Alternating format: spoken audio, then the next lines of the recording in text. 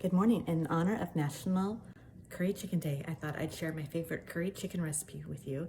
It's originally adapted from a Better Homes and Gardens recipe.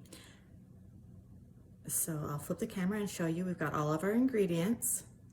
All right, so we've got some coconut flakes, golden raisins, garlic. We have a yellow and red pepper.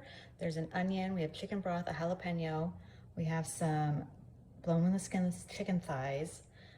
We have our spices here. We have curry powder and cinnamon and cayenne and salt.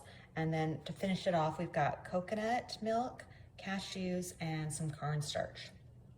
All right, so now we're gonna measure out all of our ingredients and we're gonna add them to the slow cooker. I know it's not very authentic, but what I like about a slow cooker recipe is that if you are busy, you working during the day, you put it on in the morning, you come home and you just, cook up your rice and you're ready to go.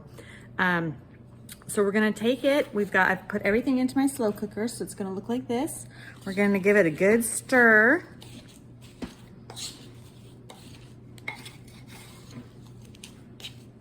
And I didn't add my liquid. With a slow cooker, you always need to make sure you have liquid.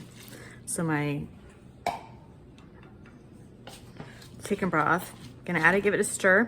And then depending on if you're gonna cook it on slow or high, it's how long you cook it. So you're gonna cook it on high for 4 to 4.5 hours, or low for 8.5 to 9 hours. And then about half an hour before you eat, you are going to then add your coconut milk. Okay, so the curry has been cooking for hours. I'm gonna eat in about 20 minutes. So it looks like this. So the meat is soft, so if you want it in smaller chunks, you can, or you can leave it as full thighs. You're gonna mix up your coconut milk and your cornstarch, and then you're gonna add it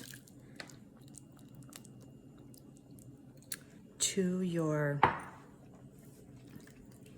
curry, and you're gonna stir it up, and then you'll put the lid back on, and if it was cooking on low, you're gonna turn it up to high, and then you're gonna let it cook for another 15 to 20 minutes so that it can thicken, and then you have a good sauce. So my curry finished thickening, so you can either eat it served with rice, or you can eat it served with naan, or both, and then top it with some cashew chicken.